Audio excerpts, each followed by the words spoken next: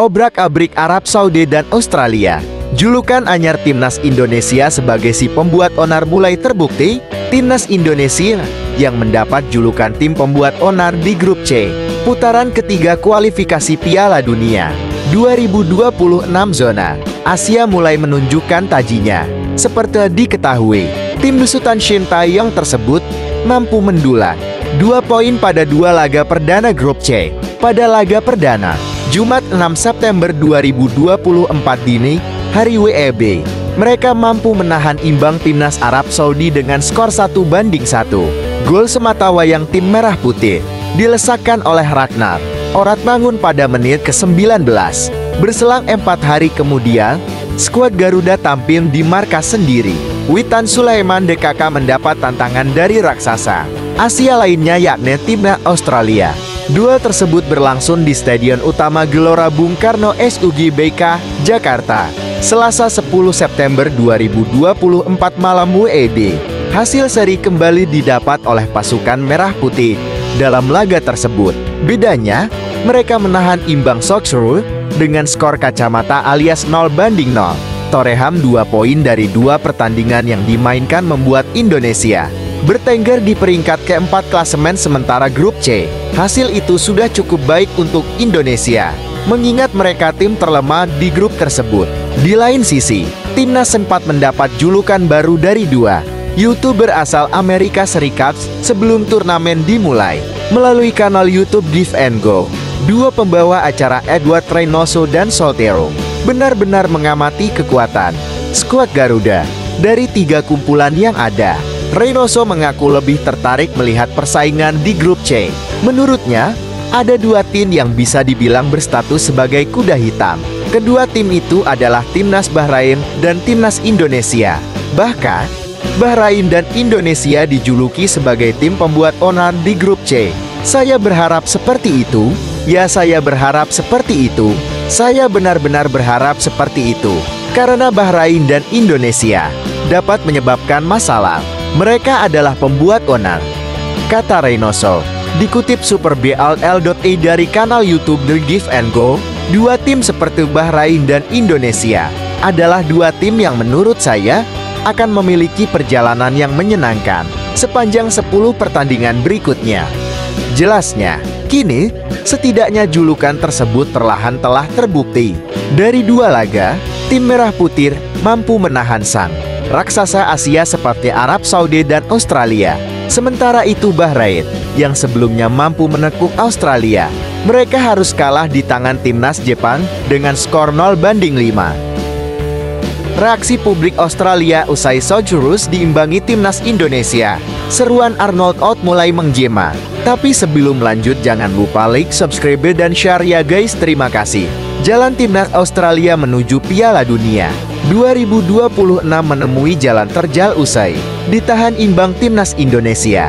Laga grup C putaran ketiga kualifikasi Piala Dunia tahun 2026. Zona Asia itu berakhir imbang tanpa gol. Meski berstatus tim tamu, Australia tampil dominan di Stadion Utama Gelora Bung Karno SUGBK, Jakarta, Selasa 10 September 2024 malam WEB. Tim asuhan Graham Arnold itu mencatatkan 19 tembakan, 19 tendangan sudut, dan 32 sentuhan di kotak penalti lawan. Namun, Australia gagal mencetak 1 gol pun sepanjang pertandingan berkat solidnya lini pertahanan Indonesia. Hal ini membuat Australia hanya mengantongi 1 poin dan tanpa gol dari 2 pertandingan awal di grup C. Sebelumnya, Harry Souttar DKK secara mengejutkan kalah 0-1 dari Bahrain di kandang sendiri. Australia saat ini bertengger di posisi kelima klasemen grup C, terpaut 5 poin dari Jepang di puncak 6 poin. Socceroo hanya berada di atas Cina yang menelan kekalahan 0-7 dari Jepang dan 1-2 dari Arab Saudi. Kini, mereka perlu mengalahkan Cina pada 10 Oktober untuk menjaga peluang lolos otomatis ke Piala Dunia tahun 2026.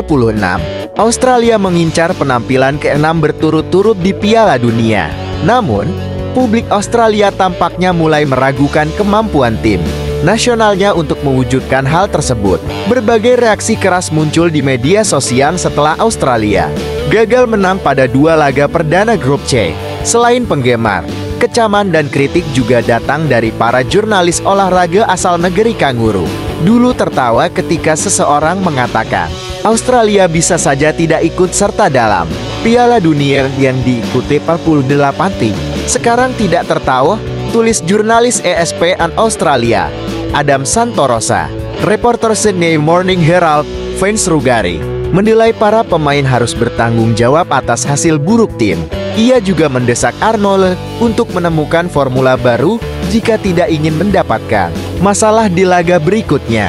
Pemain benar-benar harus bertanggung jawab atas penampilan itu. Beberapa momen yang sangat buruk, eksekusi yang buruk. Namun, saya melihat tim ini sebagai tim yang sangat membutuhkan ide-ide segar. Arnold harus menemukan sesuatu yang baru dan menarik di laga berikutnya, atau dia akan mendapat masalah, tulis Finch.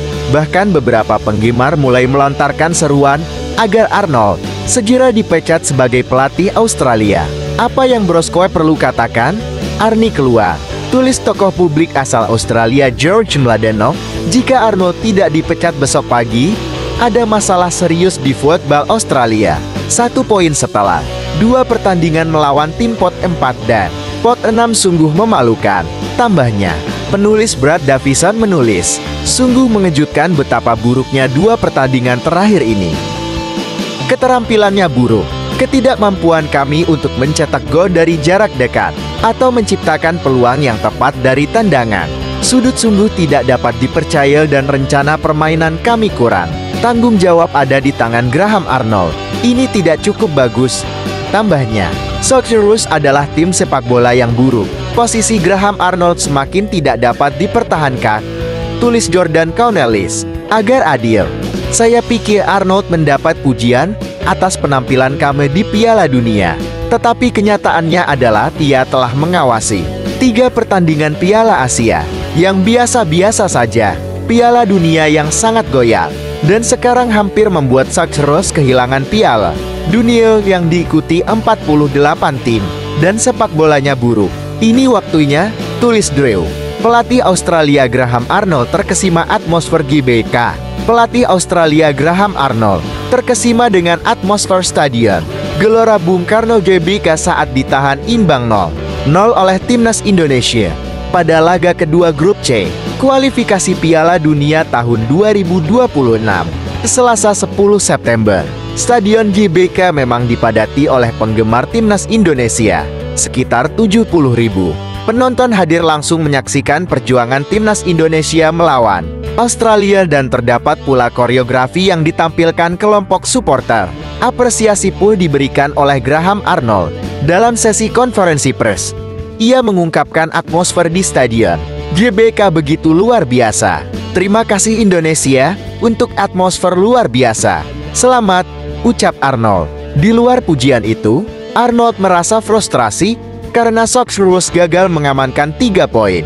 Padahal, anak asuhnya menciptakan sejumlah peluang, tetapi selalu gagal berujung gol karena penampilan gemilang kiper Martin Paes. Kami melewatkan peluang lagi.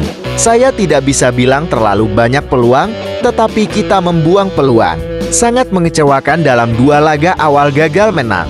Masih ada 8 pertandingan lagi dan kami akan berjuang. Bagi saya ini hasil yang membuat frustrasi. Katanya, hasil imbang ini membuat timnas Indonesia tetap berada di posisi keempat klasemen grup C dengan mengemas 2 poin dari 2 pertandingan yang dilakoni. Sementara, hasil imbang ini membuat Australia tetap berada di posisi kelima klasemen grup C dengan mengemas 1 poin dari 2 laga yang dijalani.